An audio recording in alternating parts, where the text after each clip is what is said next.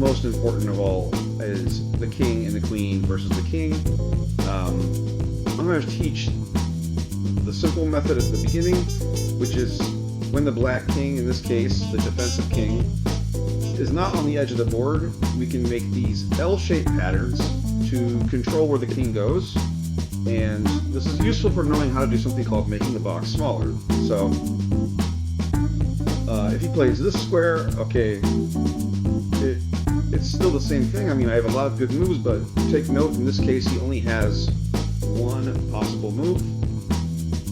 Here, we get to a big moment where the black king actually only has one move, or two moves, but both of them are against the edge of the board.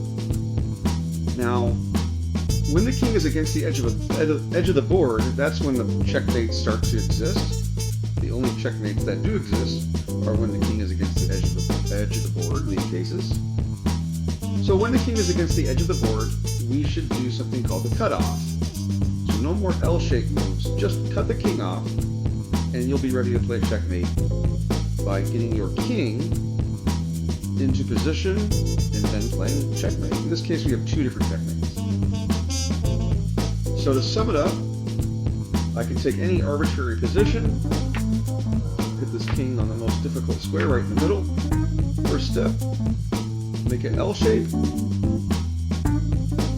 I should say an L distance away from the king, a knight's move away from the king. I'm repeating that pattern. Uh-oh.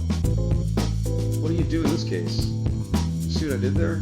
Aha. Oops, excuse me. It was like this. Aha.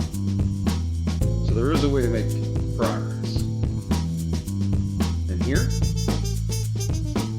Now he's not going to go volunteering to go against the edge of the board, so let's say he does this. We can finally do a walk down.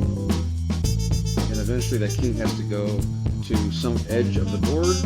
When the king is against the edge of the board, do the cutoff. And this way, there will never be the possibility of a stalemate. The black king already has a bunch of squares. Just never do this. Don't be too consistent with that L-shaped pattern, because you'll do a stalemate. So do the cutoff, and once his back's to the wall, we can get our king into position and then play checkmate. So once more, the prisoner's walking back and forth, waiting for the execution, and just like that, there's a checkmate. Okay,